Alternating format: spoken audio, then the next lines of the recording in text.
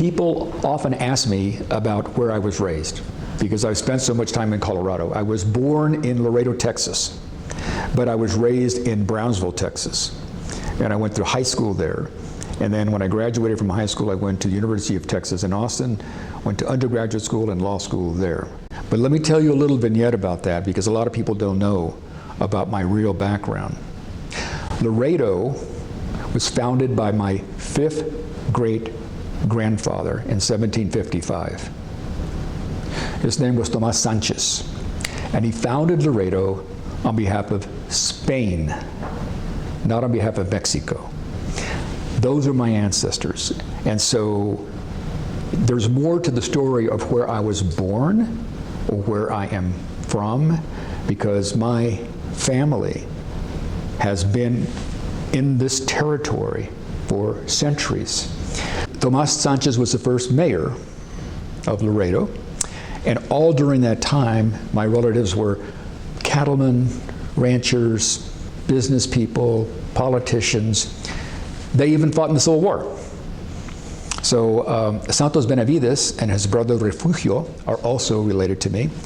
They fought for the South, defending Laredo and the cotton that the South was sending through Laredo to raise money for the Confederacy. And then subsequent to that, my family has served in every world war, and I'm a product of my family.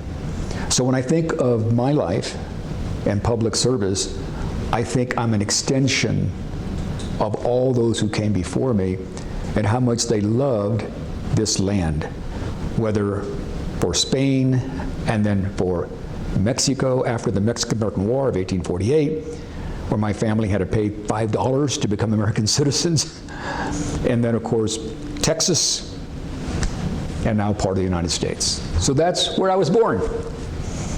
I have most of my relatives living in Texas, and they live anywhere from Laredo to Austin to Dallas, Houston, other parts of what we call the Rio Grande Valley. Almost all of my relatives are in South Texas still. I'm the exception. I was kicked out. Texas said, get out of here. So they sent me to Colorado.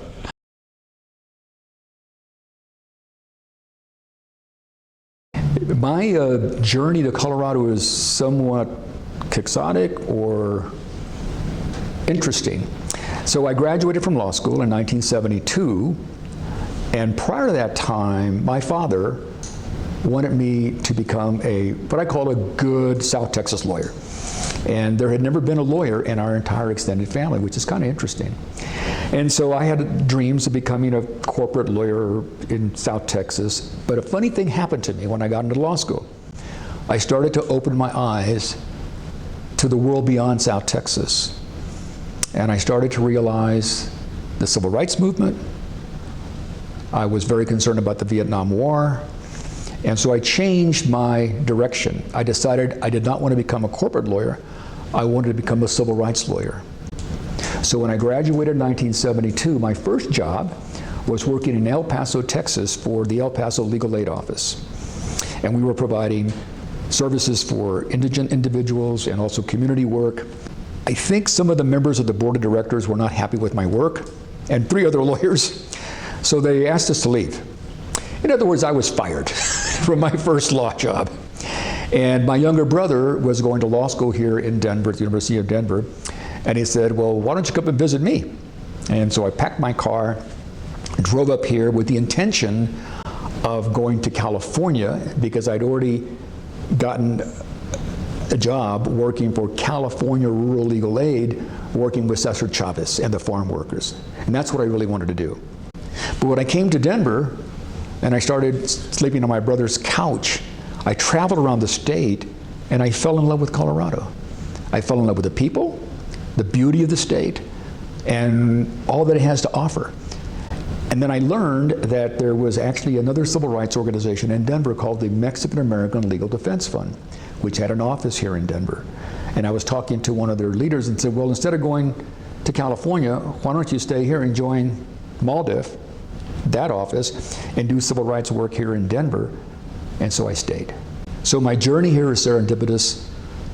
I've always believed that, and I don't want to sound too overly religious, but that somebody upstairs has been watching me and guiding me all my life. And someone upstairs said, you should probably leave El Paso and go to Denver, and by the way, don't go to California. I have something else in mind for you.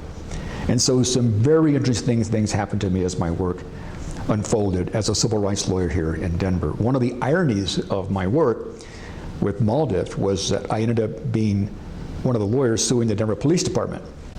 And at that time, the defendant was Mayor Bill McNichols. Fast forward years later, when I became mayor, they had to change the name of the lawsuit to so-and-so versus Pena. So I became the defendant in a lawsuit that I was involved in for Maldiv. There's so many ironies in life. But so that's how I got to Denver. That's how I got involved in civil rights work. That's how I got involved working with the Mexican American Legal Defense Fund.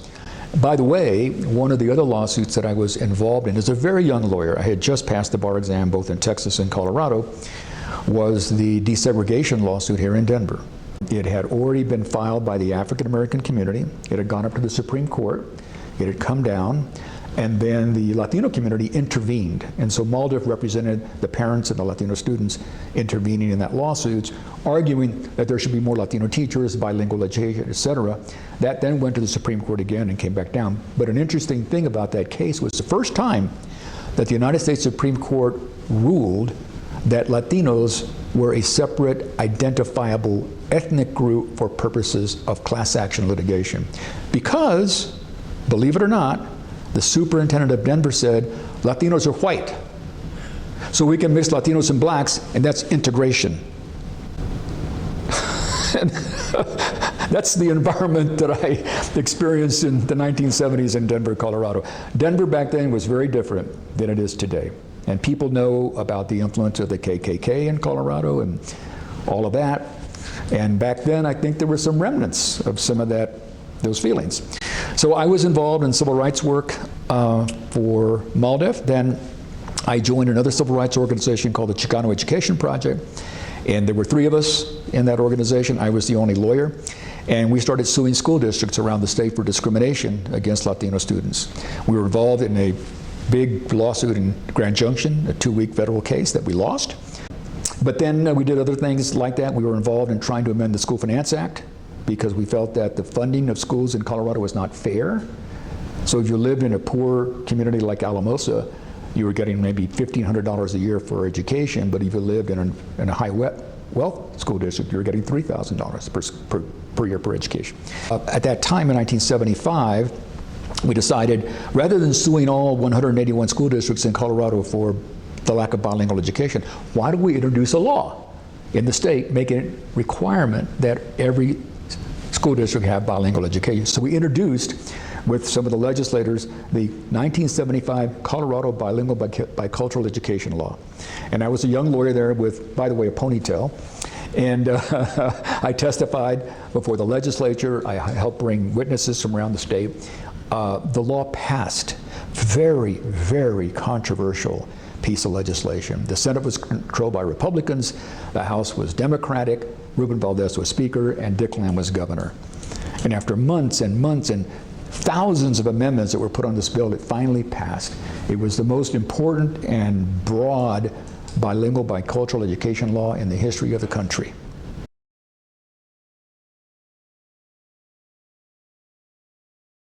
And after we won that in 1975-76, a group of legislators came up to me and said, Federico, you did a great job. You know, you're a young lawyer, I guess you're smart and all that. Why don't you run for the legislature?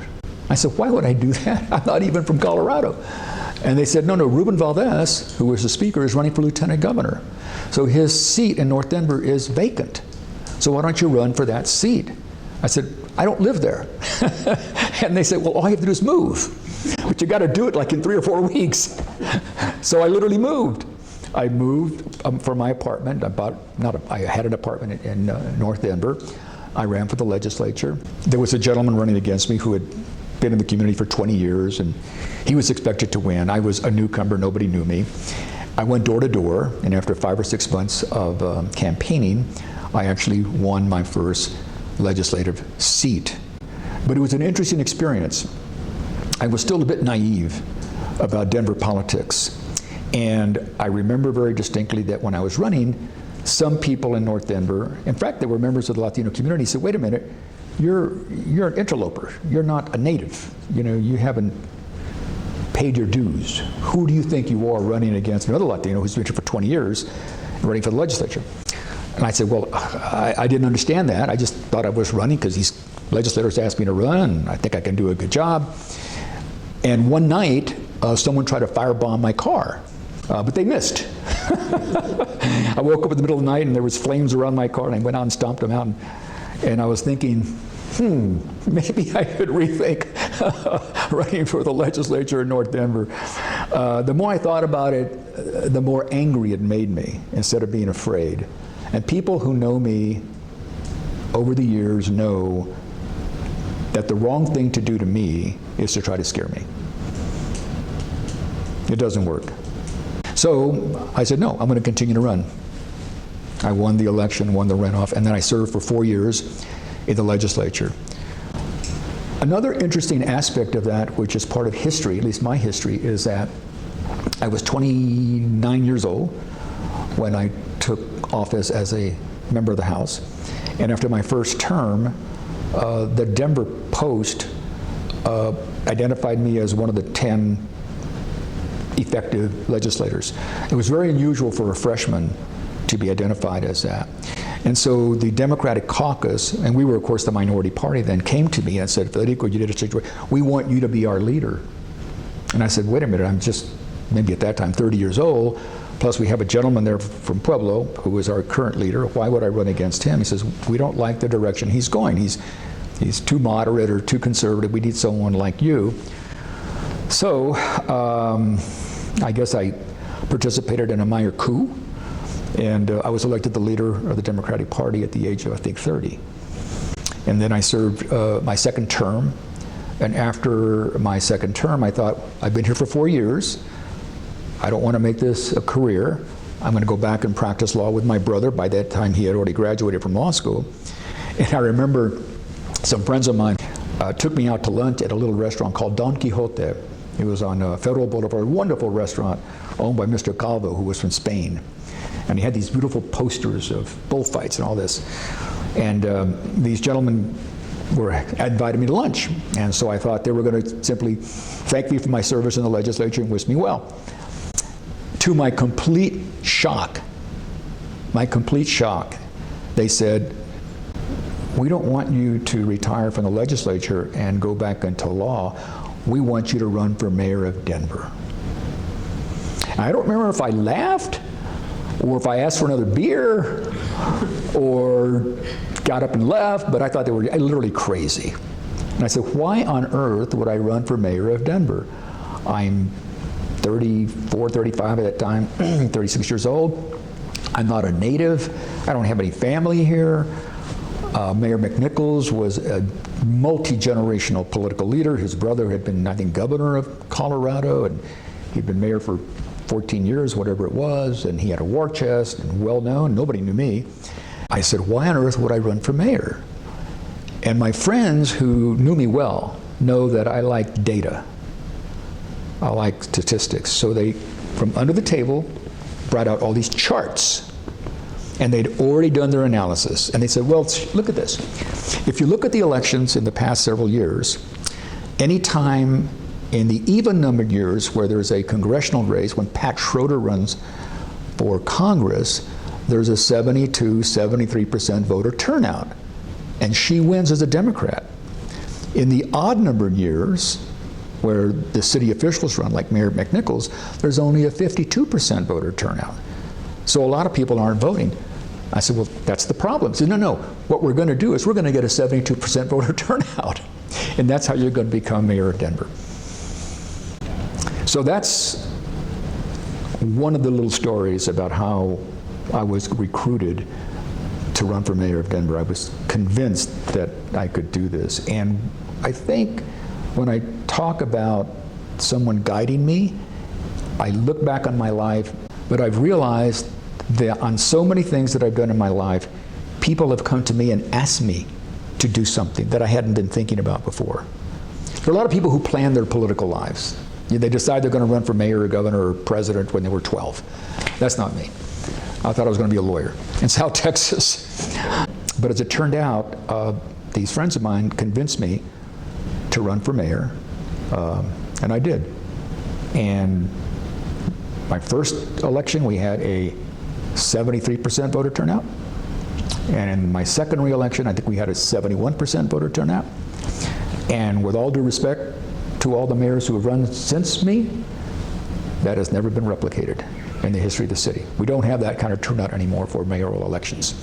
That's at least the beginnings of my more significant public career, again, because some people who had some confidence in me asked me to do something that I'd never done before. And I'm so thankful and honored that I was asked to do that.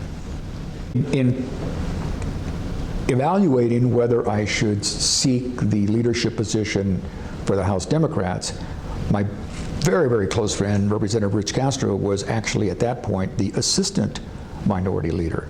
So I told the Democratic members who came to me, I said, I'm not going to run because Rich is next in line. They said, well, we're not sure Rich can win, but we respect you. So I went and talked to Rich, and I said, Rich, look, I've been approached by the Democratic legislators, and they asked me to run, but you're next in line. He says, why don't you run? He says, no, you run. He says, I'm not sure I have the votes. So I ran and I won. So I became the minority leader. Rich remained my assistant minority leader. And then later on, when I became mayor, I asked Rich to join my administration, which he did. He did a great job working in the city until he passed away, unfortunately. He's a great human being, very active in the community, very caring about the Latino community and the broader community, and just one of those great leaders that we miss a lot. So there were all these interesting parts of those decisions which caused me to be reflective and not automatically say, sure, I'll do that. No, I want to think about this, and I want to see the data, I want to see the analysis, and so that's the way I've conducted most of my life.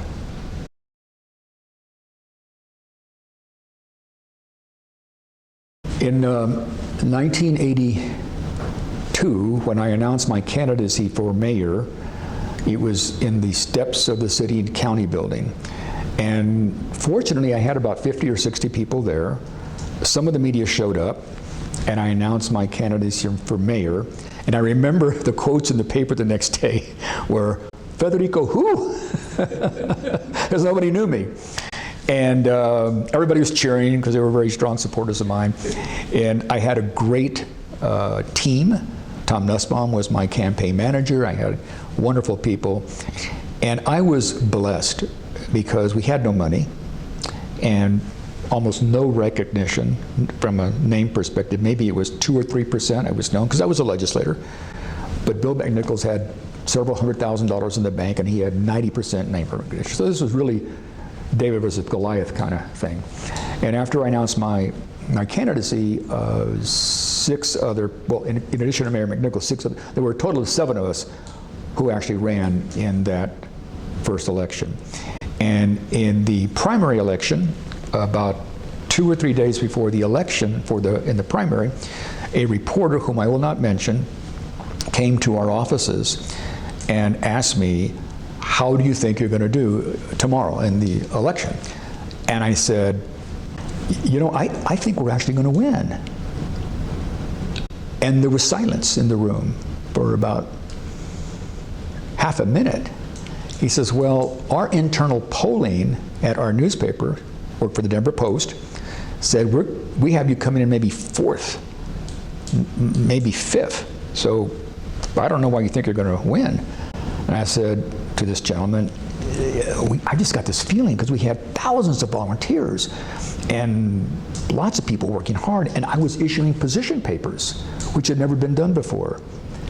And they were on paper because we had, you know, no internet and all that. And I started issuing position papers on every issue. The airport, on crime, on air pollution, on neighborhood revitalization, building a new convention center, bringing Major League Baseball to Denver. And people would come into the office and pick them up because we didn't have the money to mail them out. And so people started to see that I was a serious candidate with real ideas, and I was putting my ideas on paper. And so sure enough, the next day we won the primary. Mr. McNichols came in third, and Dale Tooley, who was then the district attorney, came in second.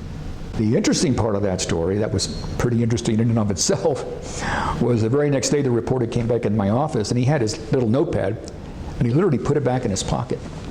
And he sat there and he looked at me and says, "Tell me what's happened to my city."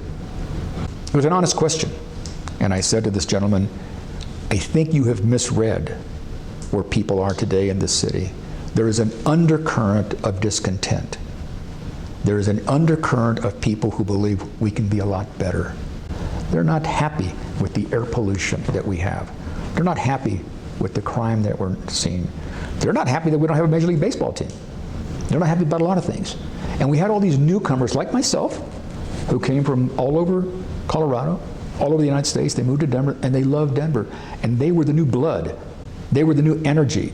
And a lot of political experts didn't understand that, didn't feel it. I connected with it because I came from that generation. And I think they related to me. And so I started to tell him how his city had changed. Then there was a runoff election between myself and Mr. Tooley. And there's some interesting analogous situations to my good friend Barack Obama, who years later became the first African-American president of our country. I was on his national campaign organization.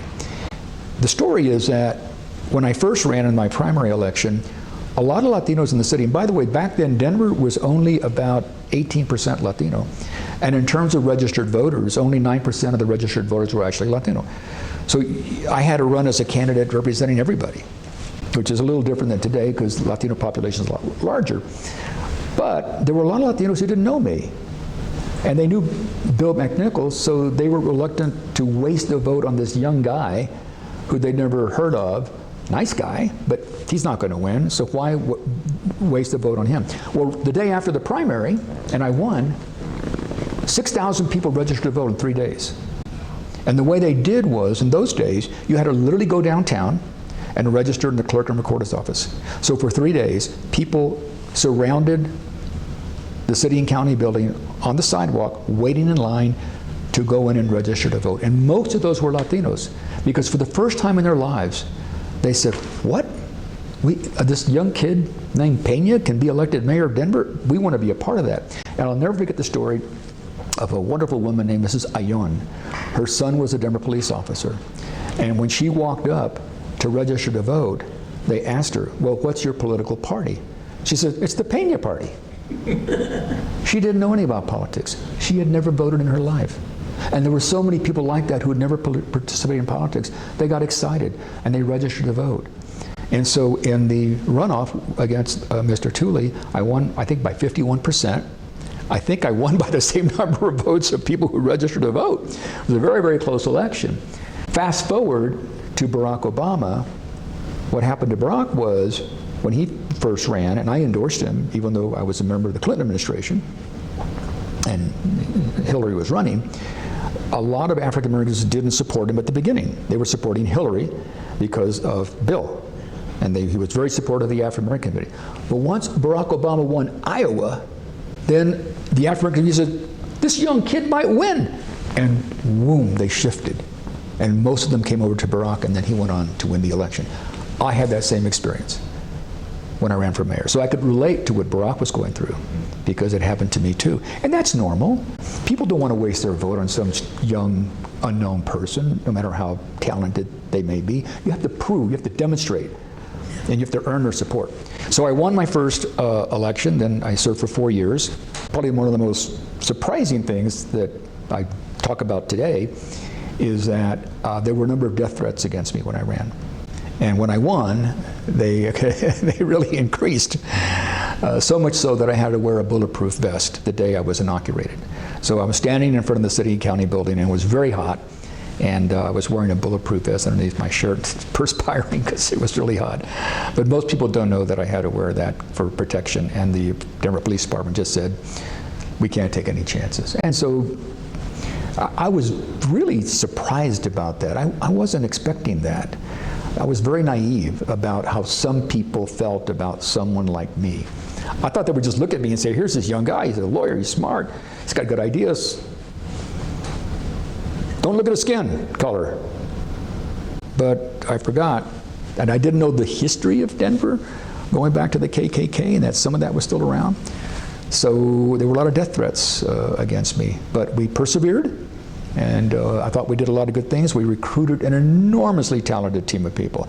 I was blessed because we had so many thousands of applicants that came in. I had to have committees of volunteers screening all the resumes. There were so many people who wanted to be part of this new day in the history of Denver. It was very exciting.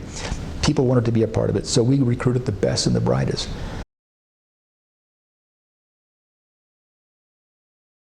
When I was sworn in on July 1 of 1983, we had a very ambitious agenda for my first mayoral term. Everything from a new airport, convention center, rebuilding the economy, dealing with crime. We had a terrible air pollution problem back then. It was called the brown cloud. Neighborhoods were kind of beginning to deteriorate. There were some other issues in the city, and so we wanted to do all those things. Unfortunately, about 6 or 8 months into my term, we were hit with a recession. I think one of the worst recessions in the history of the city. Our unemployment rate was 2% above the national average. We had a 30% vacancy rate of downtown buildings. We had record bankruptcies and record foreclosures. And for the first time in the history of Colorado, we actually had a net loss of population.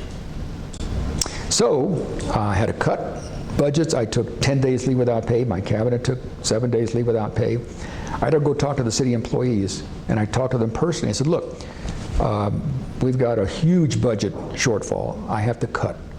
So I have a decision to make. I can either terminate the person next to you, or we can all stay in this together, but we're going to have to reduce our wages a little bit. So if you look to the person to your right, look to the person to your left, one of your best friends, and ask yourself the question, do you want that person to lose their job, or would you rather all take this cut together? And they said, let's take it together.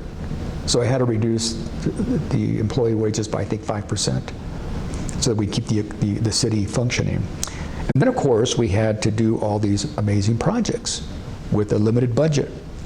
And I think there we were just lucky, because we had a great team of people. So we built the new convention center. We finally got the airport off the ground, which is a story unto itself. A story unto itself. We started rebuilding our neighborhoods. We invested in neighborhood small businesses because some of the neighborhood corridors were deteriorating. So whether it was Pearl Street or West 38th Avenue or Five Points, we started investing in small businesses so that the communities could start coming back up. But it was hard, and there were still a lot of people, because I only won by 51%, who believed that I was going to bankrupt the city. And I remember very specifically when we started talking about adding to Stapleton, and the story there is we went to Dr. Cog, the Denver Regional Council of Governments, 3 weeks after we were sworn in July, and we had a vote. And the vote was 2-1 that we should expand Stapleton Airport, the old airport. For people who don't remember, there's an old airport. We're going to expand it and build it over I-70 onto something called the Rocky Mountain Arsenal, which turned out to be one of those contaminated pieces of land in America. And at that time, the people of Adams County, the elected officials of Adams County said, no, you're not going to build next to us, and we're going to sue you for the rest of your lives.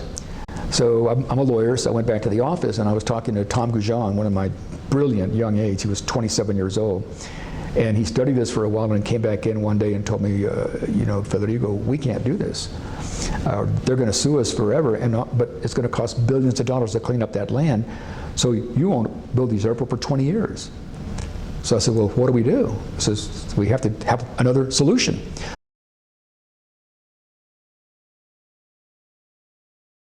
So I called the mayors of Commerce City and Brighton and the 3 Adams County commissioners.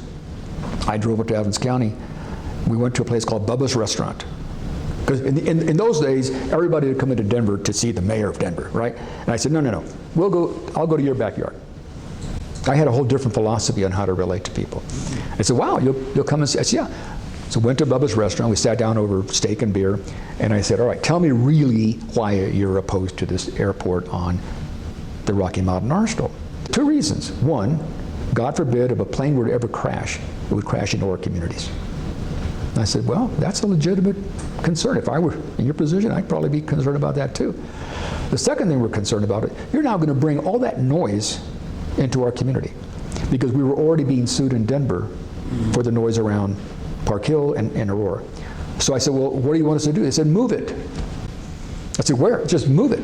I said, well, if we move it, it's still going to be on Denver land. We're not going to, this is not going to be an Adams County airport. If we move it, you have to annex, give us permission to annex that land by a vote of the people of Adams County, and you'll have to support it. They said, we'll do it. When the word, I don't want to use words, leaked out, but it became public that I had made this agreement with Adams County, people thought I was crazy. The people who wanted the airport to remain a close-in airport said, what are you doing? All these billions of dollars that have been invested in Stapleton since Mayor Stapleton, you're going to destroy all that and leave it wasteful, and you're going to build this new airport out by Kansas? That was the joke back then. And so people were very, very concerned. And so I had to spend a lot of time going to neighborhood meetings explaining what I call Airport 101 economics. And that means that the new airport is actually not funded by Denver taxpayer dollars. Your property taxes don't go into the new airport, your sales tax, it's all funded by the airlines and the people who use the airport. You know, it's interesting, when we were doing the airport, I did 110 neighborhood meetings to educate people about how airports are financed. Nobody knows how airports are financed, right? And when I started explaining things to them, I said, tell me, show me in your property tax that it goes to Stapleton Airport. Doesn't. What sales tax that you pay today goes to Stapleton Airport? Doesn't. How is Stapleton? I started explaining. Airport landing fees, fuel costs, parking, of course, concessions. All those people who are flying the airplane are buying concessions. The airport's an enterprise fund. It's making hundreds of millions of dollars. It's the most successful enterprise we have in the city today. And you guys aren't paying a tax for it. Oh, I didn't know that. And that's why and if we have a new airport, it'll be even more successful for our economy. And we'll have, and by the way, we can rebuild Stapleton. What? How do you tear down? No, we can rebuild a part of the city in Stapleton. Now we have, I don't know, 10 schools? I don't know how many, and 30-something thousand homes at Stapleton. But you have to spend time educating people because they don't have time to learn these things. And we have to educate people and spend time in the community explaining these things. And once, they're very smart, they'll figure it out, but you got to give them the data, you got to give them the information, and we don't do that enough. I just seen, I'm not going to mention them, so many politicians say, we're going to do this. They have one press conference, they go back to their office. And then they wonder why it doesn't pass, right? They don't spend time going out and explaining to people why I think we should do X, Y, and Z. They're a little lazy. So after a lot of analysis, a lot of negotiations with Adams County, we finally reached an agreement, and we decided that's what we're going to do. We're going to build this new airport in Adams County. And then, of course, the real work began. We had to get the vote done in Adams County. Thankfully, Governor Romer was very supportive. He campaigned in Adams County because people loved him. The Adams County vote was pretty strong. There was also a vote in Denver. It passed here in Denver. And then we had to go buy the land. We had to issue airport revenue bonds. We had to get $500 million from the federal government. And then do the environmental impacts. It was very, very complicated because nobody had built an airport, a new airport in the United States for 20 years. The last airport had been Dallas-Fort Worth. And so people said, you guys are going to build a new airport out in the boondocks, out in farmland? You guys don't know what you're doing. You're too young. You're inexperienced. You're naive. Plus you have a recession. You have no money. And I think we were young enough to believe in ourselves. And we said, no, we're going to do this. And so we took it step by step by step by step by step by step. Every time somebody said, you're not going to get $500 million from the federal government, we got the $500 million. And thanks to Gary Hart and Pat Schroeder and Tim Worth, we had a great congressional delegation and the governor, we got that money. You're not going to get the environmental impact statement done? We got the environmentals. You're not going to be able to buy the land? We started buying the land. You're not going to be able to design it? We got that done. And then we had to issue airport revenue bonds, which are bonds backed by the revenue at the airport. And a really interesting thing happened after my first election. The airlines came in And prior to that time, they were saying, we're going to support the new airport if you make investments at Stapleton. Build a new runway, add more. I said, sure, we'll continue to invest in Stapleton so that you can compete in Stapleton, but you got to be supportive of the airport. But once I got reelected and all these things started happening, they came in and they said, we changed our mind. We don't think we need an airport. I think we should do a 2-year study and look at Stapleton and try to figure out how can we reuse Stapleton. Basically what they were saying, we don't want competition. If we have a new airport, we're going to have a lot more competition. We like what we have at Stapleton. And also, we don't like the idea that, you know, rates are going to go up for us at the new airport and all that, so we're not supportive. They came to my office. I won't mention the people involved. I had my staff with me there. And I looked at them and I said, you know, you have to remember, this airport does not belong to you. It belongs to the people of Denver. And my job was to represent the people of Denver. And remember 2 years ago where I said you could continue to expand at Stapleton and I was going to make all these investments, and in exchange for that you were going to support the new airport? You know that contract that we signed? Here it is. I tore it up. I said, you're now on a month-to-month lease at Stapleton. And you forget about the new runway, forget about new concourses. We're going to build this new airport with or without your support. No one in the history of the United States, at least no airport, had issued airport revenue bonds without the agreements of the airlines. So we did it without the support of the airlines. And I remind people today, we did it without, and what happened was we had to pay over 10% interest on those bonds. But we sold the bonds. In fact, the bonds were sold out. Once again, people said, you're not going to be able to sell the bonds. Bonds are sold. So fast forward, started construction, got the airport off the ground, bought the land. It's been a great story. And then Mayor Webb took it, finished the airport. He did most of the construction. He had his own challenges with the airport, just as I did. But today I can say that we in Colorado are blessed to have the 3rd busiest airport in the United States. And by 2027, there'll be 100 million people going through the airport. And the economic impact of the airport today is about $35 billion. It's going to increase substantially. There's over 30,000 people who work at the airport. It's the most important economic asset of the state of Colorado. And if you notice, that was done, it was finally opened in 1995. There has not been a new airport built in the United States. They're too hard. They're too complicated. But we did it here in Denver, thanks because of the support of the people of Denver and so many other people. So that was one of the projects I had to go through when I was mayor of Denver, and getting the Major League Baseball team, which took 8 years, and so many other things. But we were very, very proud of the work we did when we were in office in the midst of a recession. And so when people say, you can't do things because of this, you can't do things because of that, I say, yes, you can.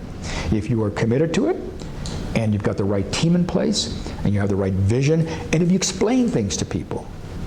And one of the biggest mistakes I think that politicians make today is they have these dreams, but they don't explain to people how it's going to be supported or paid for or what the effect is going to be, and so people have all these negative reactions. So anyway, I was elected to 2 terms, and then I went to Washington, and the rest, as we say, is history.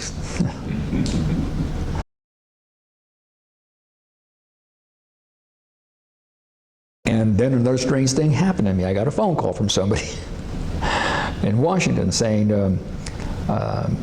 there's this guy named Bill Clinton who's running for president, and we think you should support him. I knew him a little bit, not very well, but he won the election. And so in December of that year, they asked me to go to Washington to chair the Transportation Transition Committee, which I did. And I said to them, how long is this going to last? 3 or 4 days. Well, it turned out to be 3 weeks. And so I left Washington on December 22nd, and I told everybody in the administration, I do not want a job. This is my contribution. I have my own company now. I have investors. I need to go back to my work. I got on a plane, came back to Denver, was flying to Albuquerque because I was going to go visit my parents for Christmas in Brownsville, Texas. And as I got to the Albuquerque airport, the white paging phone was ringing with my name. This is on December, I think it was December 22nd or December 23rd. It was Warren Christopher, who was one of the chairs of the Clinton team. And he said, Federico, I have some good news and bad news. I said, okay. He says, the good news is that the president-elect really liked your report. It was really well done. That was a great document, et cetera. The bad news is that the two people who were being considered as Secretary of Transportation didn't work out. That's Washington speak. Didn't work out. So we've decided that you need to become the Secretary of Transportation. We'd like for you to be in Little Rock tomorrow morning. I said, wait, excuse me, Warren, with all due respect, I'm going down to Brownsville to see my parents for Christmas. I have my own company. I have investors. They have no knowledge about this. I can't just walk away from my investors. We just raised $1 million for my new company. They've got an investment. So no, you got to do this. So I finally get on a plane, and for some reason, the planes from Albuquerque to Houston and Houston to Brownsville did not have phones on them, because normally a lot of the planes back in those, they had phones and you could use them. There were no phones on these planes. So I'm flying nervously thinking I can't talk to anybody. So I finally get to Brownsville. I get on the phone. I call my partners at 11 o'clock in the evening saying, I just got a call. They want me, you should do it, you should do it. I said, what about our investors? So I started talking to our investors at midnight, and they all said to a person, this is a unique opportunity. When the president calls you to serve your country, you have to do it. Don't worry about us. We'll be fine. So around 12:30, 1 o'clock, sitting around my old breakfast table in Brownsville, Texas, I said yes. They flew a plane in for me at 6:30 in the morning. They flew me to Little Rock, Arkansas. On the plane, I'm writing my acceptance notes, my acceptance speech. I get to Little Rock, and I'm announced as the new Secretary of Transportation. And people are saying, Federico, who? So there's another example of where this wasn't my idea. I hadn't requested this, but it happened. And the president said, well, you were mayor of Denver, you building this new airport, so you know about transportation. You got this light rail system going there, and you've got a transportation background. You know how to run large departments, et cetera. You had a good reputation. So you're going to be a fine Secretary of Transportation. So I became Secretary of Transportation, 1991, I think I took office. Back then, the Democrats controlled the Senate, so my hearing was easy. Although I had to go through what is called murder boards. You sit down with a group of lawyers and they ask you everything about your life. Make sure that there's nothing that could come out that could be used against you in any way. So you really bare your soul. And luckily, there was nothing in my life. So I got confirmed very quickly, and I became Secretary of Transportation. When I was Secretary of Transportation, it was at a time when we needed to reinvest in our nation's infrastructure. And thankfully, we were able to get a major bill passed with about 400 billion, whatever, I forget the number, to add to that. We were investing in light rail, in transit, we were investing in basic infrastructure, but the economy was still in bad shape at that time, in the early 90s. And so the airlines were struggling. The airlines had lost $12 billion in about 3 years, from 1993 to about 1997, 1998. That was a big challenge for us. And I remember one of the very first meetings we had in Seattle at the Boeing headquarters, President Clinton and the airline executives and the airline manufacturers, Boeing and McDonnell Douglas existed back then. And I was there, and the president asked the airline executives, well, what can we do to help revitalize the airline industry? And to a person they said, just get the economy going again, and we'll take care of the rest. So the president worked very hard to get the economy going again. We created 20-something million jobs, reduced the deficit, reduced the debt, eliminated the deficit, and reduced the debt for the first time in many, many years. I had 110,000 employees. When I left, it was reduced to 99,000. I had to cut about 10% of the workforce. I have 10 agencies under me. The two biggest were the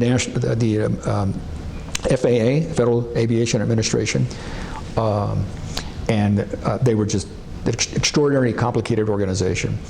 And I had transit, highways, rail, cargo, ports, all that sort of stuff.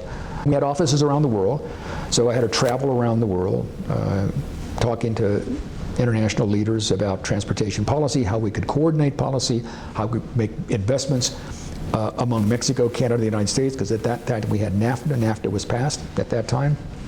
And it was a challenging time because the economy was still hurting. The most difficult challenge I had as Secretary of Transportation is we had airline accidents, crashes. They're not accidents, they're crashes where we lost lives. It was very, very hard for me to deal with that. And I had to go to every one of the, I didn't have to go, I wanted to go to every airline crash because I wanted to talk to the surviving parents and relatives and represent the President of the United States and say, I'm very sorry for the death of your families. We'll try to find out what happened here and why the plane crashed and all that. But when you've lost a family member in an airline crash, that's not very comforting. But I did that. A lot of people wouldn't have done it, but I did it because I knew as mayor of Denver, the most important thing you can do is be with people. I could have sent the FAA administrator out there and say, you take care of this, you go to the crash site. No, I went. And I was criticized for it. People said, why are you going? You're the Secretary of Transportation. The FAA administrator should do it. I said, no, I want to see the pain. I want to see what happened. Because when I came back, I was more motivated to do something about it. And so we had a 3-day meeting with all the airline executives, the unions, the flight attendants in Washington, and we talked about how are we going to fix this? How are we going to change the way in which we're maintaining our airlines? How we're going to deal with pilot training and pilot error, all those things. I think that helped a bit, but that was probably the most difficult thing I had to face when I was Secretary of Transportation. After that, it was 4 years, I said, thank you very much, Mr. President. I appreciate the honor you've given me to let me be Secretary of Transportation. It's now time to go home. I put a for sale sign at my home and packing the house. The kids are ready to go home. We were looking at schools here in Denver and all that. And it was around, once again, December 21st, 22nd or so, I get a phone call, and it's Vice President Gore saying, Federico, I understand that you're leaving, and we appreciate your service, but we have a little problem. Something didn't work out. So we'd like for you to stay and become the Secretary of Energy. And we're going to announce your position tomorrow. And I'm thinking, here we go again. I said, Mr. Vice President, I'm sorry. I really appreciate your confidence in me, but I need to go home. I've been here for 4 years. I've got 2 small children. It's time for me to go home. He says, I appreciate that, respect that. 15 minutes later, the phone rings again. It's the President. President Clinton calls us. I won't imitate his voice, but let me just say he's very persuasive. So the bottom line was, he said, you got to do this. I need you. Your country needs you. And I said, well, if I do this, I cannot promise I'll do it for 4 years. He said, that's fine. Whatever length of time you want to stay is fine with me. I just need you to be part of my cabinet. So the next day, I was introduced as the new Secretary of Energy, to the surprise of my friends, who all thought I was going home. So then I became Secretary of Energy. I did that for about 1.5 years. A lot of very interesting challenges as Secretary of Energy. I had to deal with the Russians a couple of times, dealing with pipelines in the Caspian Sea, dealing with our nuclear weapons. Most people don't know that the Secretary of Energy every year has to sign off that our nuclear weapons are safe and reliable. And so I had to talk to our scientists and make sure that our nuclear weapons weren't exploding in the middle of Texas or something like that, which is a serious, keeps you up at night. We also had to deal with oil and gas policy. Oil dropped down to $12 a barrel. So the oil companies were folding, so we had to make some special exceptions for them and the natural gas companies. The Russians were not being very helpful. We had a lot of U.S. companies, oil companies, that were doing business in Russia, and they were not being treated correctly, so I had to go and fight for them.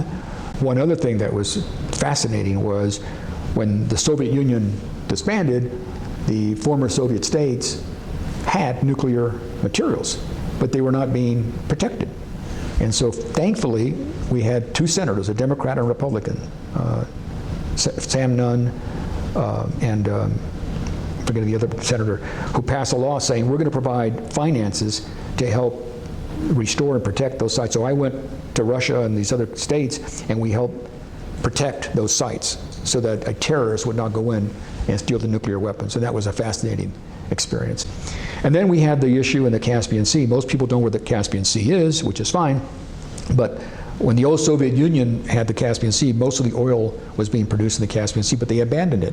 But now it was surrounded by Kazakhstan and Azerbaijan and all these other countries, and they all wanted the oil.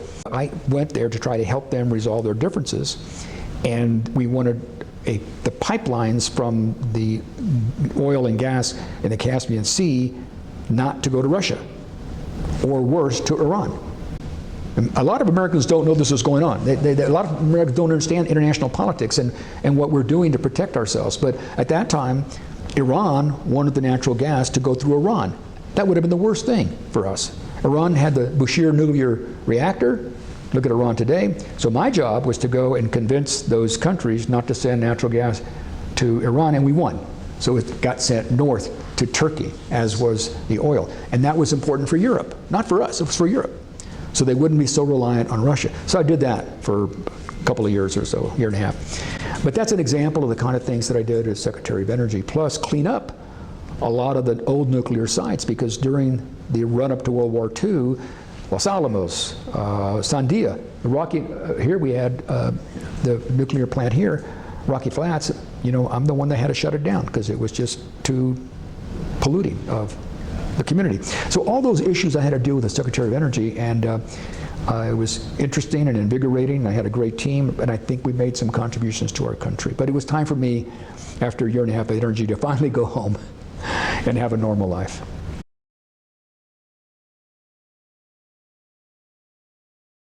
When I came back to Denver in the fall of 1998, I was very fortunate to be asked to join a private equity fund. For the first time, I made a little money. You know, you don't make a lot of money when you're in public life. And so that was and I learned a lot about buying companies and mergers and acquisitions and making investments. So it opened my brain to a whole new side of my life that, you know, I was thankful I had that opportunity. Did that for a number of years. But I also was involved in civic affairs and in government. So when Barack Obama ran for president, I was one of his national co-chairs. I think I went to 8 states and campaigned for him. Helped him then with his transition with his new cabinet. I helped some local officials running for office. I was a member of 4 or 5 corporate boards, so I did a lot of corporate board work. But I was still engaged in the community because I cared deeply about the community and wanted to make sure that we continue to make progress. By then I had 3 children, so they were being educated, spending time with them, making sure they had successful lives. And back then, the country was still somewhat united because a miraculous thing happened. The American people elected the first African-American president twice. And I remember people would tell me, you know, there's so much discrimination in the United States, they don't like blacks. I said, wait a minute. Barack Obama got reelected twice. He got elected and so don't tell me there's a lot of discrimination in the United States. People are opening to support a person who's qualified and has good ideas and is willing to work and is honest and has integrity. So that was the message then. But then things started to unfold. After Barack Obama left, the Freedom Caucus, all these people started, you know, I guess maybe they were reacting to that. And to some extent, I think there was some fear in the United States that the demographics of the country was changing, and that somehow, for example, the Latino community was growing very, very strongly. Other immigrant groups were coming to the United States and growing strongly, and I think there were some people who were concerned about that. There were also, I think, many Americans who felt they weren't making any progress financially. And it was true. Under Democratic or Republican administrations, there were a lot of middle class and working class families who weren't making any progress. But they saw a lot of other people making lots of money. A lot of corporate executives who became billionaires and not paying taxes. They saw all this. And they're struggling every day, working hard every day, saying the system's not working. We want something new. And that opened the door for people who knew how to take advantage of individuals who are unhappy and frustrated. And they came in and said, well, I have the answer. We're going to get rid of all the immigrants, or we're going to have this and that. We're going to build a wall between Mexico and the United States, and Mexico's going to pay for the wall. Don't worry about it. All that stuff. And so when you're a person who's feeling that no one's listening to you, you'll say, well, sure, I'll try supporting that person. Why not? What's to lose? These other traditional Democrats and Republicans haven't really been helping me very much. I'll try something new. I think that's part of the mix, in addition to a feeling of concern about changing demographics. And I think to some extent people are concerned about the changing culture. This is a much more open culture about gays and a lot of other things, and there's some people who still don't support that from their religious background. So you mix all those things together, and you have people who are very unhappy. And then you have politicians who come in and take advantage of that. And they know better, but that's not their main motivation. Their motivation is to seek political power and do and say whatever they want so they can grab on to this group of people who are unhappy and dissatisfied and sort of stir things up. So today, what do we have? A nation divided. A nation divided because people aren't talking to each other. And the worst people are not the average Americans. I can go into a restaurant or wherever and everybody's friendly and polite and all that. The worst people are the politicians in Washington. They're the ones who are stirring up the division in our country more than anybody else. They weren't doing that.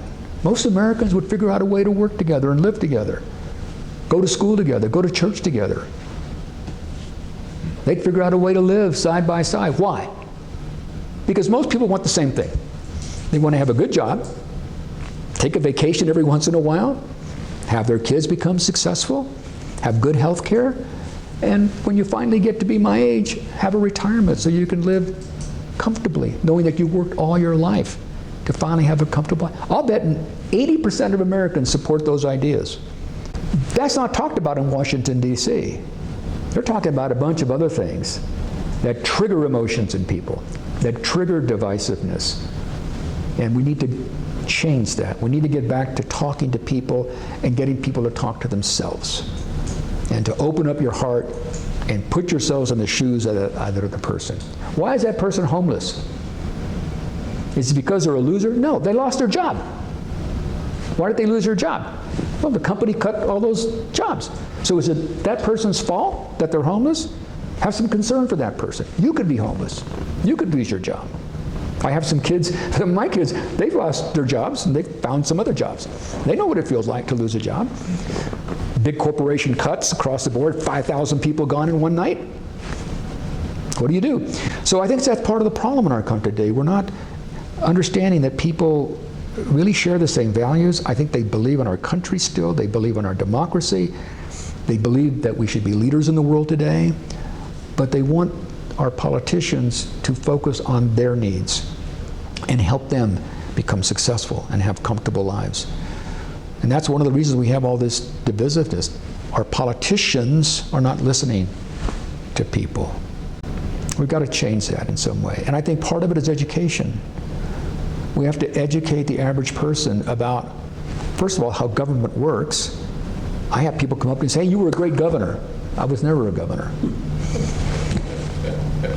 People don't understand the difference between mayor and governor. You know, we have to educate people about how government works, how the Supreme Court works, what's the difference between the Congress and the executive branch, what's the difference between federal government, state government, city government. I spoke to a group of fifth graders the other day. It was wonderful. And I had little charts, and I was talking about the difference between the federal government, state government, city government, and they were for the first time, and I said, oh, so that's why that person's in Washington, and that person's in the city. Oh, and that person, we need more of that education of our citizens so they can understand how our democracy works and how our economy works. And by being involved, you can shape your government, shape your destiny. But by staying home and not voting or not being engaged, and just be angry all the time is the worst thing. And that's our fault for not making sure that that education is provided to the average person. And it's also our fault that we're not doing a very good job of encouraging people to talk to one another and to talk about the things that we all share as Americans. And those aren't throwaway lines. Those aren't slogans. I know people always say that, oh, we got to, no, it's real. It's real. When you sit down, when I talk to someone who disagrees with me politically, and we start talking about the issues, at the end of that conversation, they sit there and say, huh, I didn't know that. And I'll say, wow, you just told me something about something I didn't know about either. I learned. And we walk out of that meeting feeling better about ourselves. We don't walk out as enemies. We walk out as at least people who respect each other. We need more of that dialogue, real dialogue.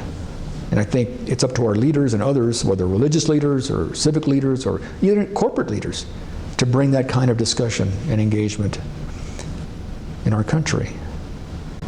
The only other time that I've ever seen our country become really, really united is when we're attacked by an outside force. Let's not wait to be attacked by an outside force. Because when the outside forces look at us as a divided country, that's when they want to attack. That's when they see us as weak. And you got China, you got Russia, this crazy guy North Korea, and others who are out there just waiting for us to continue to fight as one another against each other, and waiting for us to dissolve our democracy and ruin our economy and start fighting each other so that we're completely unaware of what's going to happen next. I know too much about world history and how great powers come and go. Whether it was, the Chinese in building the China Wall, which I've been on, or the great empire of Spain, or the great empire of England, or the Portuguese, who were the great explorers. They all come and go. That can't happen to our country. And that only by being vigilant and continuing to fight for our democracy and having these dialogues, these conversations, can we save our country. And we're at a pivotal moment now to make sure that happens.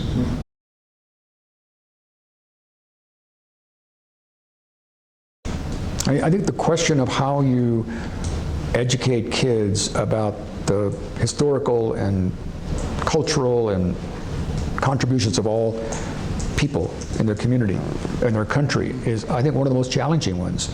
Here in Colorado, we actually have a state law that requires that all the schools teach in their classrooms the history and contributions of all those groups. Not everybody's doing it.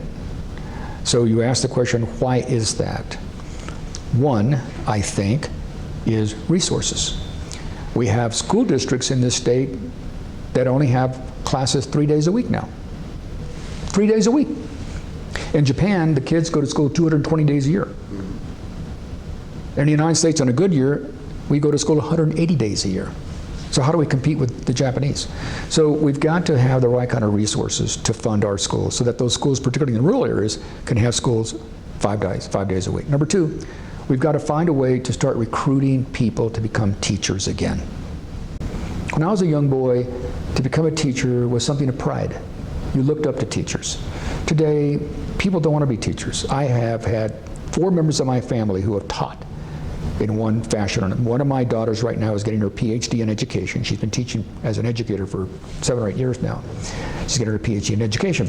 And I thank her for still being in education. And she's not doing it for the money.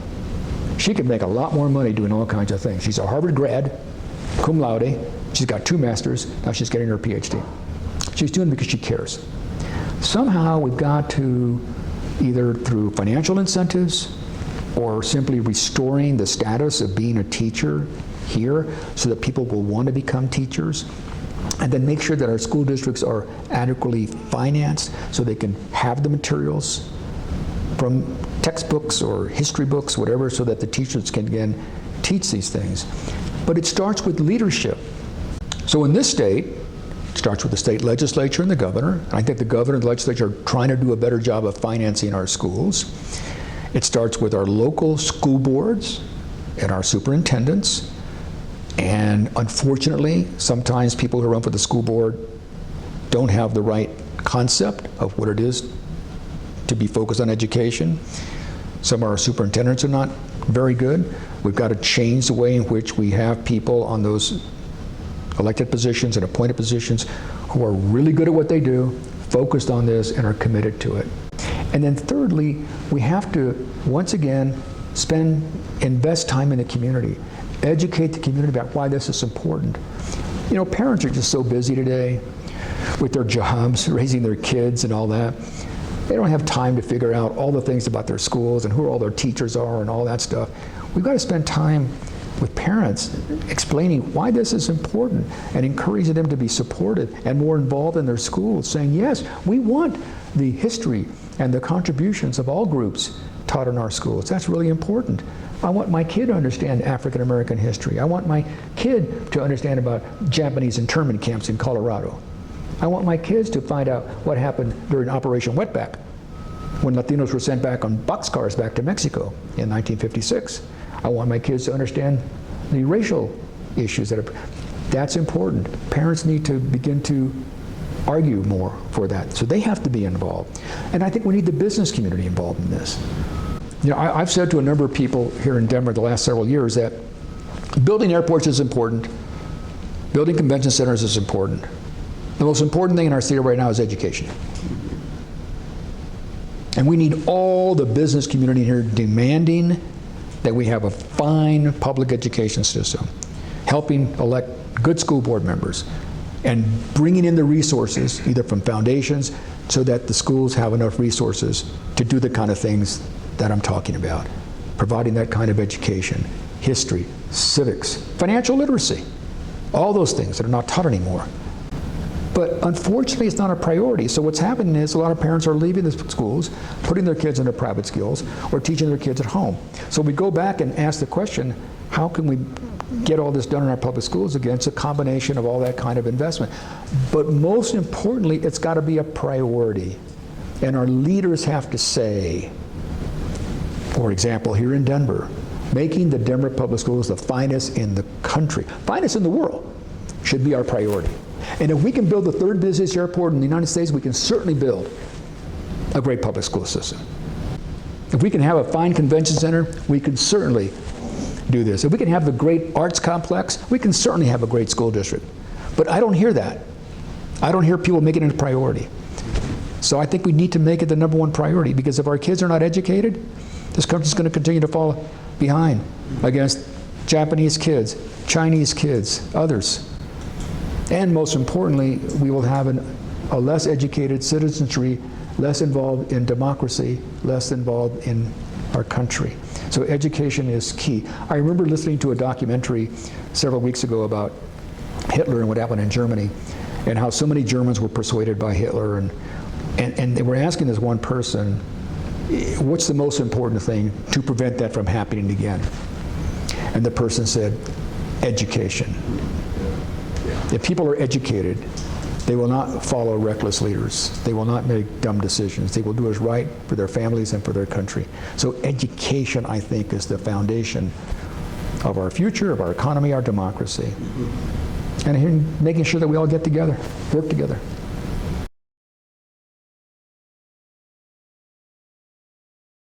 I think Colorado is blessed with the influx of very well-educated people.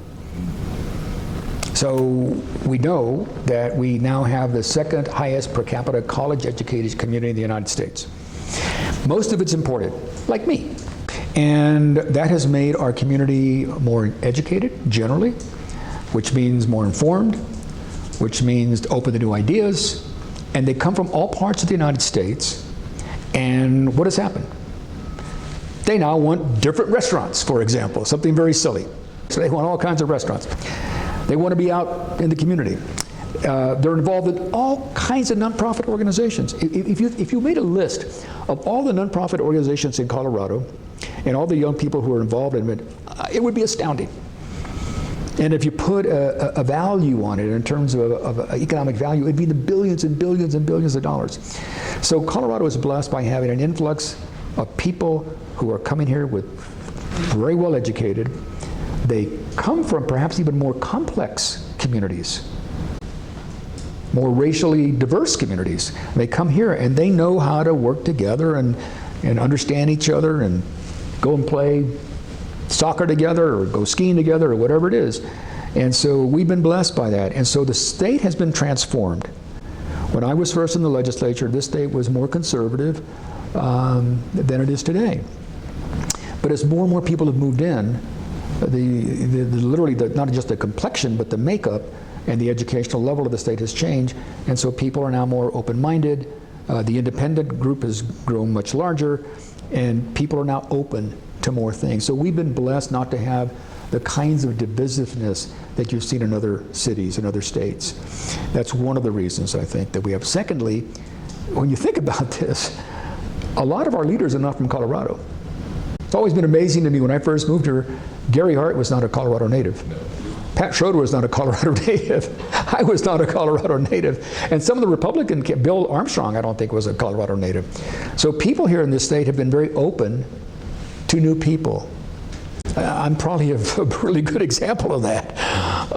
And I think people in this state historically have been open to new ideas and to talent, and who've been willing to say, I'm willing to support someone if they're willing to participate and contribute. If you're coming here to take advantage of our state and then leave town, we don't want you.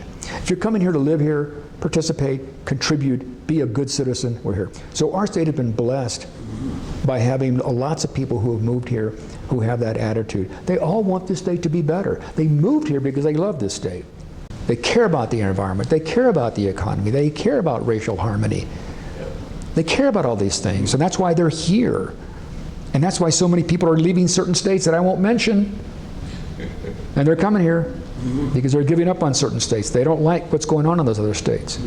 So we're going to continue to have an influx of people here from all walks of life, and that's our blessing. So I think the key for us, for at least future leaders, is to continue to galvanize that new sector of people, but also continue to ask them to participate and to engage them, get them involved. That's what I did when I was mayor. I had all these young people here. I put them on committees and task forces and all that because they all had great ideas. I didn't have the answers to all these things, but they brought their genius, their education, their energy level, and they made the state better. They made the city better. So we need to continue to make sure that these people come here not just to play and walk at Wash Park and go skiing, but to get involved. And that a lot of them are, but continuing to make that a hallmark so that I want these young people to tell their fellow friends and brag. I'm on 3 nonprofits. Not that I went skiing 150 days last year. No, I'm on 3 nonprofits. I'm engaged in this. And if we can continue to encourage these young people to do that, this state will flourish with new ideas and new energy, and we will be better and better than any other state in the country. I genuinely believe that. We certainly have all the natural resources. We've got to protect them. We've got to maintain them. But I think that's doable. One of the things that I've noticed is I'm in the business now of investing, and we invest in small businesses for the last 10 years. I'm always so impressed when a young entrepreneur will come here and say, I'm doing this, and I'd like for you to invest. And I'm sitting across the table, and you're doing what? How did you come up with that idea? And we have all these young people who've moved here who are very creative, they're entrepreneurs, they're vibrant, they're young, they're energetic. And that's why our economy is more diversified today than when I first moved here. We're no longer an oil and gas state. We're beyond that. We're now becoming a high-tech state. We're a science state. We're a rocket state. We have a natural food state. We're a craft beer state. So the state has diversified its economy because of all these young people here who have come here with these new ideas, new energy, and this is where they want to live. This is where they want to have their families. This is where they want to grow their businesses. And thankfully, we're seeing more investment opportunities, more finance firms available to make those investments in these companies. But that's a blessing. And we need to find out a way to continue that and to maintain it so that we don't lose it. If we continue to do that, I have great confidence in this state for my kids and my grandkids, because I want them to be able to live here. All my kids are here in Colorado except for one who's in New York. And he can't wait to get back. He's got a great job in New York, but he wants to come home.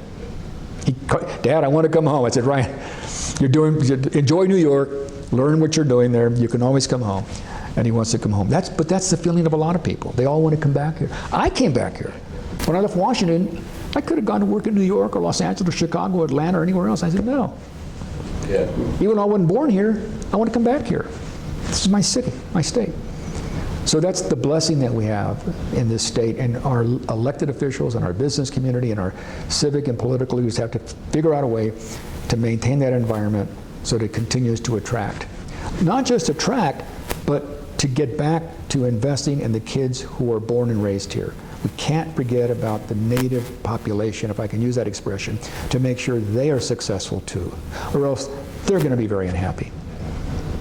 And that's why public education is so important. We got to make sure these kids are successful, just like all the newcomers who are coming here. We cannot continue to import our human capital. That's not a sustainable strategy, economically or any other way. Everyone has to benefit. Everyone has to participate. Everyone has to be successful.